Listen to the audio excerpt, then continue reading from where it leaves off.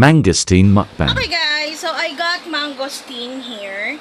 I haven't tried this, pero itong baby kong ito, tingnan mo. Another cherry with him pala. So I got the mangosteen. Actually, tatlo lang kinuha ko, but I bought yung isang tumpok and it's only for 100 pesos. Hindi ko pa natatry yung mangosteen ever. So, pero napapanood ko siya na paborito siya ng isa kong favorite vlogger na ayan na din yung isa kong anak pang isa, diba? Si Simply Ray. So, sabi nila, para daw itong santol, I don't know, yung buto. So, let's try. So, yung malambot pa yung kinuha ko. At saka, diba, yung mangosteen, malaki yung, red malaki yung ano niya, tawag doon? Yung health benefit niya. Kasi ginagawa tong ginagawa tong gamot. Hindi ko, maliliit lang yung ano niya, pero try natin isang piraso. Hindi ko alam, may buto ba to?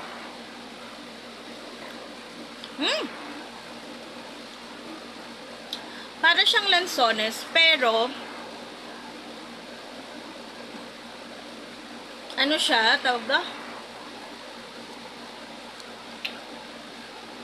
Yung itsura niya, parang buto ng santol. Pero pag kinain mo siya, para siyang lansones.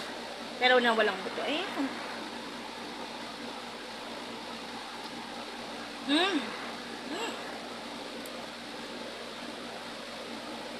Masarap siya, guys. So, sa mga hindi pa nakakatikim.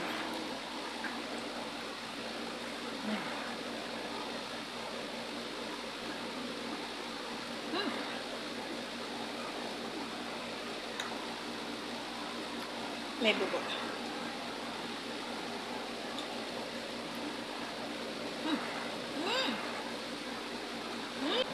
Let's try another one. Sarap.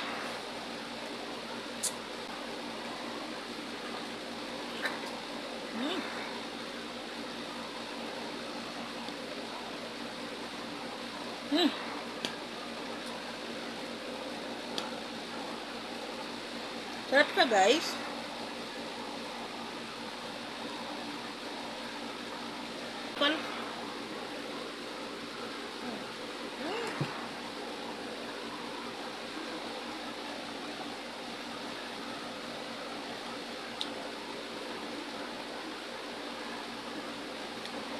The third one.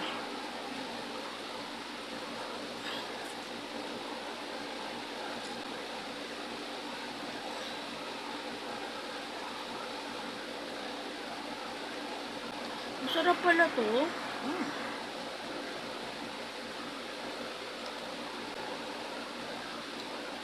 Kinakain ba yung dito? Or nakita ko si kinakain daw ng ito lang talaga.